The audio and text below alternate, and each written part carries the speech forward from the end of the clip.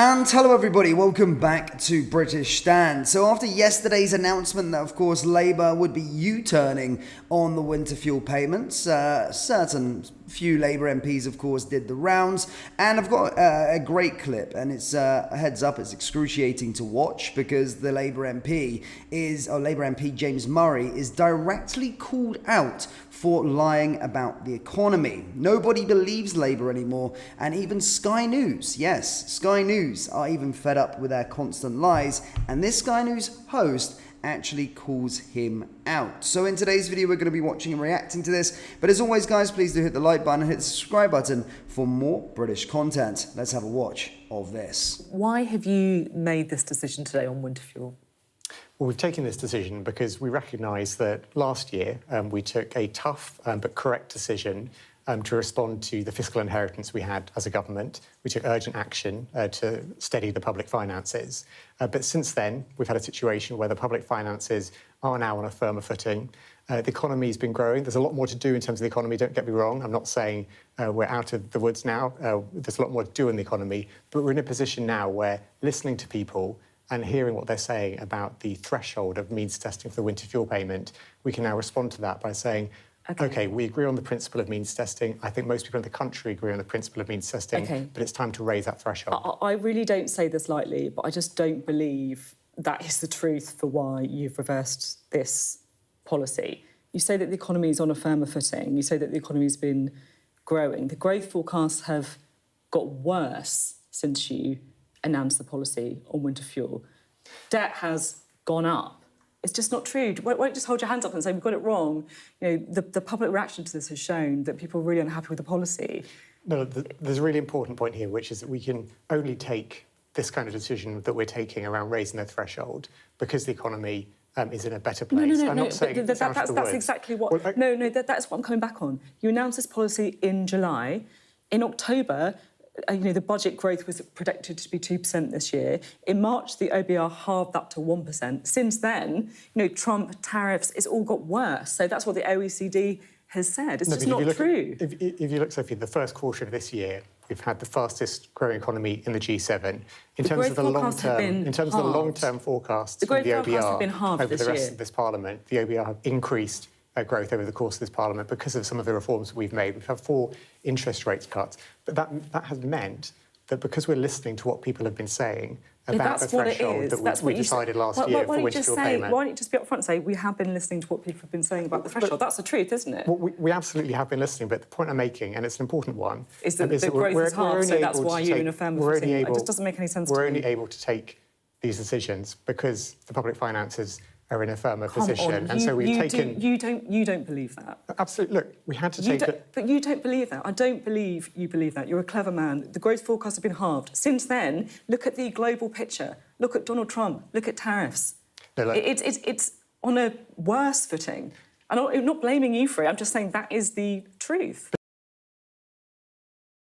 Now, I'm no sort of psychologist as such or whatever, I've been able to read people, but that guy is lying. You can tell with his eyes. Look at the eyes when he's speaking. Even go back and watch it. You can tell in his lies that he is chatting absolute bollocks. And actually credit to the Sky News host there for actually calling him out on his BS, because usually these sort of left-wing news sites, whether it's the BBC or the Sky News, usually push their sort of propaganda. So credit to that that news host there and calling him out. But look at the body language. Look at the way he's sitting. Look at the way he's trying to convince himself that that's the truth. It's complete lies and complete garbage. Guys, do let me know your thoughts on that clip down there in the comment section below.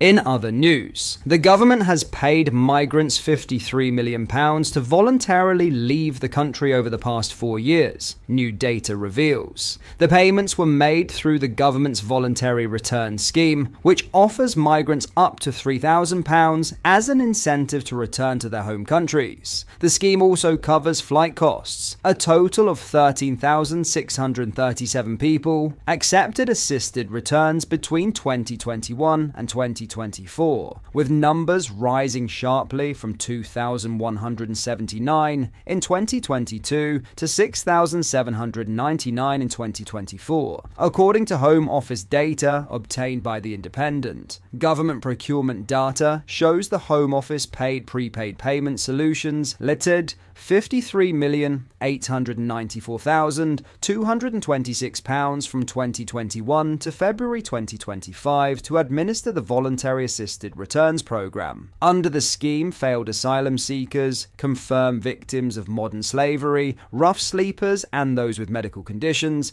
can qualify for returning to a developing country. The £3,000 is provided as a single payment on a card that can only be used in the recipient's home country. Brazil accounted for more than half of voluntary returns in 2024, with 3,573 nationals accepting the offer. India was second with 915 returns, followed by Honduras with 271. Recipients face re-entry bans preventing them from returning to the UK for specified periods. The ban length depends on their immigration history and the level of Home Office support received. Similar programs operate across the EU, with Italy offering €615 before departure, plus €2,000 on arrival, with an additional €1,000 for family members. The Home Office maintains that the voluntary return scheme represents a much more cost-effective alternative for the taxpayer compared to accommodation and support costs for those facing deportation. Asylum Matters Executive Director Louise Calve said, "When a supportive, dignified system is provably more cost-effective than the alternative, it becomes clear we need to have honest conversations about the amount of money we're prepared to waste on cruelty and hostility." The charity advocates for independent bodies to provide tailored advice and support, noting that government funding for such services was cancelled in 2015. Sir Keir Starmer faced criticism in March for claiming Labour had removed more than 24,000 people with no right to be here, without clarifying this included voluntary departures. The eye-watering amount of taxpayers' cash that Sadiq Khan is shelling out on cleaning costs has been revealed, just days after fed-up commuters stepped up to do the job themselves. As it stands, British taxpayers currently bleed £12.9 million each month for the seemingly absent graffiti cleaning on the London Underground. The sum works out to £3.2 million every week and £461,310 every day for the cleaning service provided by company ABM Facility Services, Guido Fawkes claimed. The shocking revelation comes as the Looking for Growth campaign took matters into their own hands to do what Sadiq can't over the weekend. Armed with a bucket, cleaning spray and a cloth, campaigners snatched headlines on Sunday by scrubbing graffiti off the capital's Bakerloo line in a fight back against the mayor's oversight over the broader decline of London. Speaking to a camera as he cleaned a Bakerloo line carriage, Tom said, "So have a look at what we've been doing to this tube train. As we know, the Bakerloo line is absolutely riddled with graffiti. Well, not anymore, at least not so much. On this particular carriage, we have been wiping away. We have been using Eco Cleaner, I'm sure you're glad to know. It shows just how easy it is. TFL, get a move on. If a couple of guys with some cheap graffiti remover make it look slightly less terrible, you can too." Transport for London, TfL, claimed that the train filmed cleaning was only smothered in spray paint because a track defect in the depot meant we were unable to use our automatic train wash for a few weeks. During this time, carriages could only be scrubbed manually, as the campaigners did, which is a process that takes a significantly longer amount of time compared to normal automated cleaning. Since repairs were completed, normal washing operations have resumed as usual. TfL reported that all our fleet has been washed externally and the overall condition of the fleet is beginning to improve, whilst maintaining that seats are brushed and checked daily prior and post going into service. Last month, the city authority ceded that the fleet has recently seen a significant increase in the number of graffiti incidents, with the Bakerloo and Central lines bearing the brunt of the damage. However, disgruntlement amongst Londoners over the state of the Underground has been brewing for much longer, with the leader of the campaign group mentioning that the issue spans beyond public transport. Sadiq has been mayor for a while and has said in videos he's proud of what he's achieved. He said, I, and a lot of people, feel pretty frustrated with him, he told The Standard. There's the housing crisis and NIMBYism, not in my backyard. He could solve this problem, but he isn't doing that. He's blocking high-rise buildings, which could actually help. Everything's getting worse under him. Transport for London have yet to comment. What are your thoughts on what we discussed in today's video? Let me know down in the comment section below. If you have not yet already, make sure you do drop a like on this video and subscribe to the channel for more British content. Thank you, take care, goodbye.